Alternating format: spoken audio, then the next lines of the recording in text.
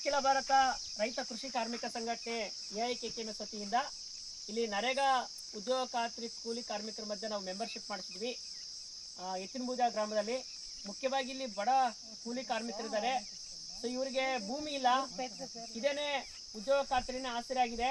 So ಈ ಕೂಲಿ ಕೆಲಸ ಕೊಡೋದ್ರಿಂದ ಇವತ್ತು ಗಂಡ ಹೆಂಡತಿ ಮಕ್ಕಳು ಇವತ್ತು ಜೀವನ ಮಾಡೋಕ್ಕಾಗ್ತಾ ಇದೆ.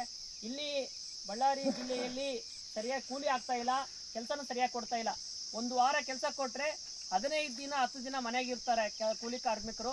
ಈ ಥರ ಆಗಬಾರ್ದು, ನಿರಂತರವಾಗಿ ಕೆಲಸ ಕೊಡಬೇಕು. ನಮ್ಮ ಉದ್ಯೋಗ ಖಾತ್ರಿ ಕೂಲಿ ಕಾರ್ಮಿಕರಿಗೆ ಅಮೌಂಟು ಸರಿ ಹಾಕ್ಬೇಕಂತ ನಾವು ಬೇಡಿಕೆ ಇಟ್ಕೊಂಡು ಹೋರಾಟ ಮಾಡ್ತಾ ಇದ್ವಿ. ಇಲ್ಲೆಲ್ಲ ಸದಸ್ಯರು ಮೆಂಬರ್ ಆಗಿದ್ದಾರೆ, ಸದಸ್ಯರು ನೋಂದಣಿ ಮಾಡಿಸ್ಕೊಂಡಿದ್ದಾರೆ.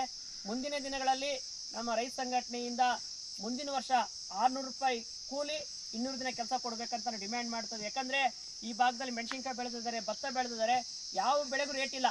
ಇವತ್ತು ಮೆಣಸಿನ್ಕಾಯಿ ತೊಗೊಂಡ್ರೆ 5,000 6,000 ರೂಪಾಯಿ ಕ್ವಿಂಟಲ್ ಕೇಳ್ತಾರೆ. ಭತ್ತ ಹೇಳಿದ್ರೆ ನಮ್ಮ ಹೊಲ್ದಾಗಿದ್ದಾಗ 2,300-400 ರೂಪಾಯಿ ಇತ್ತು. ನಾವು ನೆಲ್ಕೊಯ್ದು ಮಾರ್ಕೆಟಿಗೆ ತೊಗೊಂಡೋದ್ರೆ ಬರೀ 1500-1400 ರೂಪಾಯಿ ಕೇಳ್ತಾರೆ. ಇದರಿಂದ ರೈತರಿಗೆ ತುಂಬ ನಷ್ಟ ಆಗ್ತಾ ಇದೆ. ಇವತ್ತು ರೈತರು ಒಕ್ಕಲ್ತನನೇ ಬೇಡ ಎಂಬ ಥರ ಆಗಿದೆ. ಇದಾಗಬಾರಂದರೆ ಸರ್ಕಾರ, ಕೇಂದ್ರ ರಾಜ್ಯ ಸರ್ಕಾರ ರೈತರ ಬೆಳೆಗೆ ಬೆಂಬಲ ಬೆಲೆ ಕೊಡಬೇಕು.